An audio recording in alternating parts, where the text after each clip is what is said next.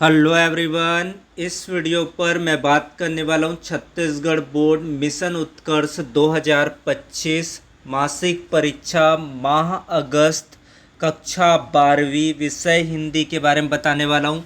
तो student video को like share और यूट्यूब चैनल को सब्सक्राइब कर ले। इसका पीडीएफ मिलेगा टेलीग्राम पर, लिंक डिस्क्रिप्शन पर, तो जाकर वहां से पीडीएफ को डाउनलोड करें। कोई भी डाउट हो तो कमेंट पर मैसेज करें। समय रहेगा 1.5 घंटे का। पूर्णांक दिया गया यहाँ पर 30 अंकों का। तो सभी प्रश्नों का यहाँ पर आपको जवाब मिलने वाले, तो वीडियो को शुरू से लेकर अंत तक देखें। खंड अपठित बोध। प्रश्न क्रमांक 1, निम्नलिखित अपठित काव्यांश को पढ़कर पूछे गए प्रश्नों के उत्तर लिखिए। लहरों से डरकर नौका पार नहीं होती, कोशिश करने वालों की हार नहीं होती। नन्ही चींटी जब दाना लेकर चलती है, चढ़ती दीवारों पर 100 बार फिसलती है। मन का विश्वास रगों में साहस भरता है, चढ़कर गिरना गिरकर चढ़ना न खरता है।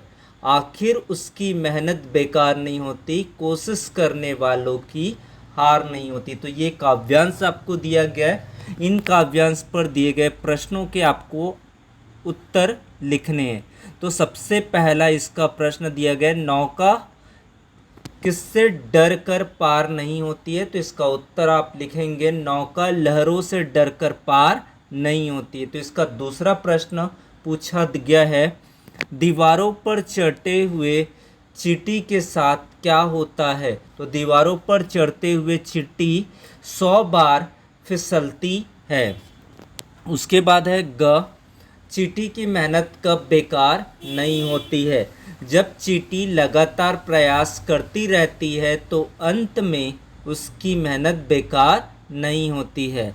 उसके बाद इसका पूछा गया है, काव्यांश का शीर्षक क्या हो सकता है। तो इस काव्यांश का शीर्षक कई हो सकते हैं, उसमें से आप एक शीर्षक लिख सकते हैं। उपयुक्त शीर्षक होगा, कोशिश करने वालों की हार नहीं होती या प्रयत्न का महत्व। इस तरीके से आप इनके आंसर लिख सकते। इसका स्क्रीनशॉट लेना चाहते तो स्क्रीनशॉट ले लेंगे। उसके बाद है आपका अपठित गद्यांश को पढ़कर प्रश्नों के उत्तर देना है। यहाँ पर त्याग और परोपकार की भावना मनुष्य को पशुओं से श्रेष्ठ बनाती है। केवल अपने लिए जीना तो पशुओं का काम है। सच्चा मनुष्य वही है जो दूसरों के लिए जीता और मरता है। इतिहास ऐसे महापुरुषों के उदाहरणों से भरा पड़ा है जिन्होंने अपनी सुख सुविधाओं की परवाह न करके दूसरों की भलाई के लिए अपना जीवन समर्पित कर दिया। दधीची ने देवताओं की रक्षा के लिए अपनी अस्थियां तक दान कर दी थी। ऐसे त्याग के कारण ही वे आज भी पूजनीय हैं। वास्तव में जब व्यक्ति स्व से उठकर पर के लिए जीता है तभी उसका जीवन सार्थक होता है। तो ये आपको दिया गया है गद्यांश। अब बताना इसके उत्तर। क वाला प्रश्न आपको दिया गया है, मनुष्य पशुओं से श्रेष्ठ कैसा बनता है। तो इसका लिए उत्तर होगा, मनुष्य त्याग और परोपकार की भावना के कारण पशुओं से श्रेष्ठ बनता है। इसका ख प्रश्न है, सच्चे मनुष्य की क्या पहचान बताई गई है। तो इनके लिए उत्तर होगा, सच्चे मनुष्य की पहचान यह है कि वह दूसरों के लिए जीता और मरता है। फिर इसका अगला प्रश्न है यहाँ पर, महर्षि दधीची का उदाहरण क्यों दिया गया है। महर्षि दधीची का उदाहरण त्याग और बलिदान के महत्व को दर्शाने के लिए दिया गया है, क्योंकि उन्होंने देवताओं की रक्षा के लिए अपनी अस्थियां तक दान कर दी थी। उसके बाद है आपका पाठ्यगत आधारित प्रश्नों के जवाब बताना है। तो इसका तीसरा, निम्नलिखित प्रश्नों के उत्तर लिखे। जिसका पहला प्रश्न है, कविता के बहाने कविता के आधार पर बताइए कि सब घर एक कर देने के माने क्या है। तो इसके लिए उत्तर होगा, सब घर एक कर देने का माने का अर्थ है भेदभाव और सीमाओं को समाप्त कर देना। जिस प्रकार बच्चे खेलते समय अपने पराये का भेद नहीं करते, उसी प्रकार कविता भी शब्दों के माध्यम से सभी को एक समान भावभूमि पर ले आती है। उसके बाद ख प्रश्न दिया गया, बात सीधी थी पर कविता में भाषा की जटिलता पर क्या व्यंग्य किया है। तो इसके लिए उत्तर है, इस कविता में व्यंग्य किया गया है कि कवि कई बार अपनी बात को अधिक प्रभावशाली बनाने के चक्कर में कठिन और अलंकृत भाषा का प्रयोग करने लगते हैं, जिससे सीधी और सरल बात भी अपना अर्थ और प्रभाव खोलकर उलझ जाती है। उसके बाद है आपका निम्नलिखित प्रश्नों के उत्तर लिखिए।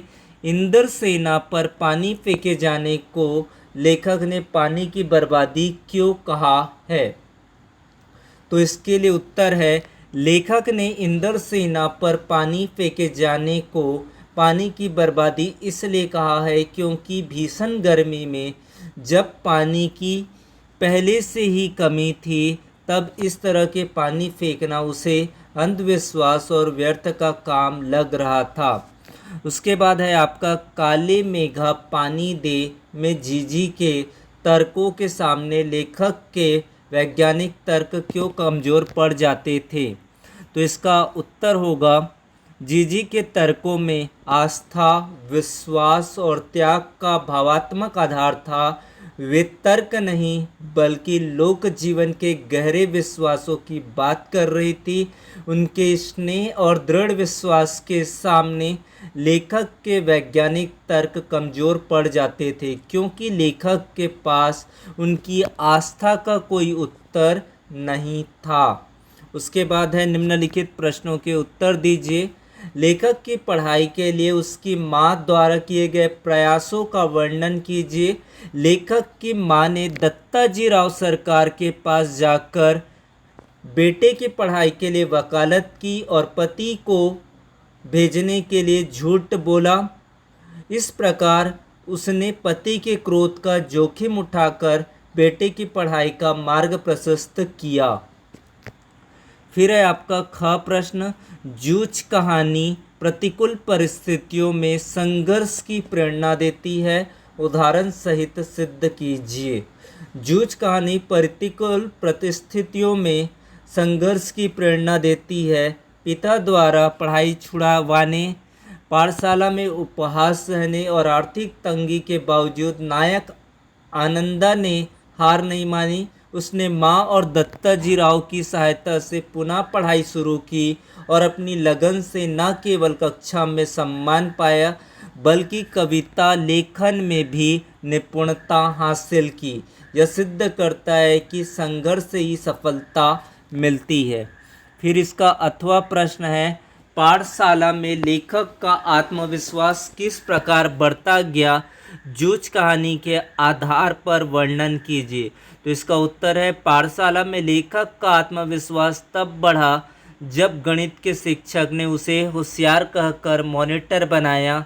इसके बाद मराठी शिक्षक सौंदलेकर से प्रेरणा पाकर उसने कविता लिखना शुरू किया और शिक्षक तथा सहपाठियों से प्रशंसा मिली, तो उसका आत्मविश्वास बहुत बढ़ गया और वह एक स्थापित कवि की तरह व्यवहार करने लगा। उसके बाद है पाठगत व्याकरण दिया गया है। निम्नलिखित पाठगत व्याकरण संबंधी प्रश्नों के उत्तर संक्षेप में लिखिए।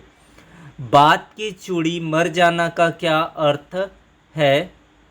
इसका उत्तर बताना है, तो बात का प्रभावहीन हो जाना, इसका अर्थ होता है ढेर हो जाना। मुहावरे का अर्थ बताना है मर जाना या तो नष्ट हो जाना।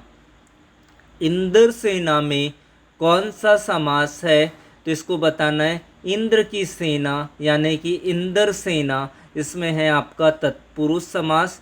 वाक्य शुद्ध कीजिए, वह अनेकों बार ऐसा कर चुका है।